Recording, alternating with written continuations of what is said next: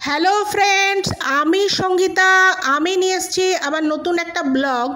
আজকে আমরা দুটো মহাপীঠ দর্শন করব। একটা হচ্ছে বড়মা আর একটা হচ্ছে মহাদেব দর্শন করব এবার তারকেশ্বর। তো সেই উদ্দেশ্যে আমরা উত্তরপাড়া স্টেশন থেকে বেরিয়ে পড়লাম। সকাল 7:30টার সময় বেরিয়ে পড়েছিলাম।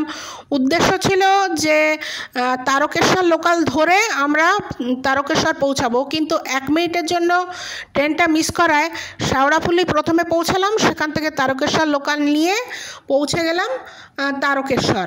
এবারে যেটা উদ্দেশ্য ছিল যে সুন্দরভাবে পুজো দিয়ে এখান থেকে আমরা বড়মা বেরিয়ে পড়ব।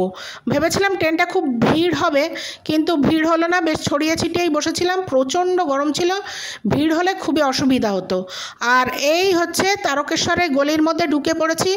এখানেই সমস্ত পশরা সাজিয়ে সবাই বসে আছে, ফুল মালা, প্যাড়া, হাতে দেওয়ার দড়ি, বাচ্চাদের খেলনা, শিবলিঙ্গ, যা যা পাওয়া যায় সব এই গলির থেকেই শুরু হচ্ছে।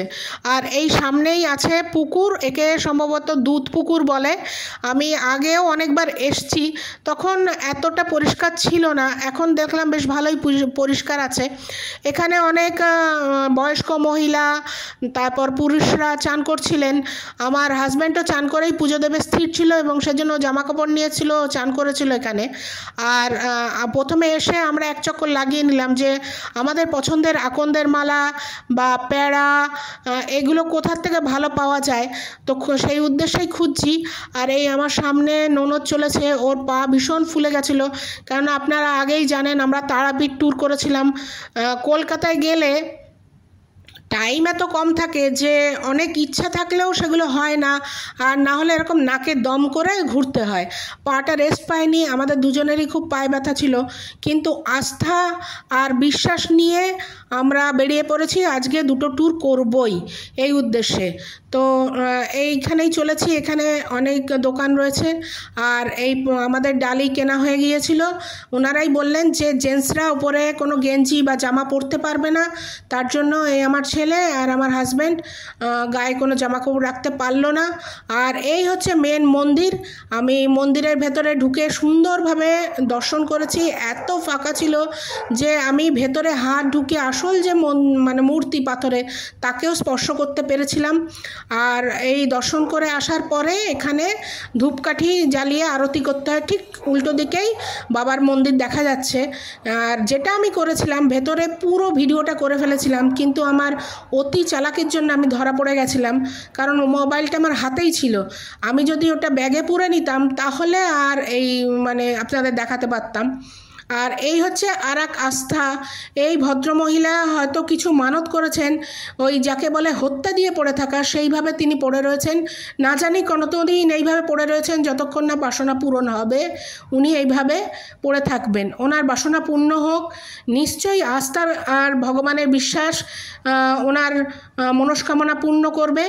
আর এই হচ্ছে নন্দীর ঘর। এখানেই মহাদেবের কাছে যা প্রার্থনা তা কানে কানে বলতে হয়, তবেই নাকি তা ফল পায়। আমরা অত জানতাম না, ওখান থেকেই পুরোহিত বলল যে ওখানে যান, আপনাদের তো ওটা ইনকমপ্লিট রয়ে গেল, ওখানটা যেয়ে বলুন। তারপর আমরা আবার গেলাম। আর এখানেই একটা মুড়ির দোকানে আমি দেখলাম প্রচুর থালি বিক্রি হচ্ছে, মুড়ি আর ঘুগনি। আমরা এখানে বসেছিলাম চা খাওয়ার জন্য। আর আমি আর ননদ এই ব্যাপারটা নিয়েই কথা বলছিলাম। আমার ছেলে আবার বকলো যে তুমি জানো না যে মন্দিরের গর্ভগৃহে কোনো ছবি তোলা নিষেধ, যেটা নিষেধ তো নিষেধ, তুমি কেন করতে গেলে? আমি সরল মনে স্বীকার করে নিলাম যে হ্যাঁ, আমার অন্যায় হয়েছে। ব্লগ করতে গিয়ে একটুখানি মানে বেনিয়ম করা অভ্যাস হয়ে যাচ্ছে। আর এই দিন ছিল প্রচণ্ড গরম। এই 2 বোতল জল নিয়েছিলাম, এই যে 2টো বোতল আমার কোলের মধ্যে শেষ হয়ে গিয়েছিল। তারপরেও আবার আমাদের ওই জলের বোতল নিচ্ছিলাম, কারণ মায়ের দর্শন যাব সেই উদ্দেশ্যে এদিক ওদিক ঘুরে বেড়াচ্ছিলাম, একটু জল নিলাম, নিয়ে তারপর এবার বড়মার উদ্দেশ্যে বেরিয়ে পড়লাম।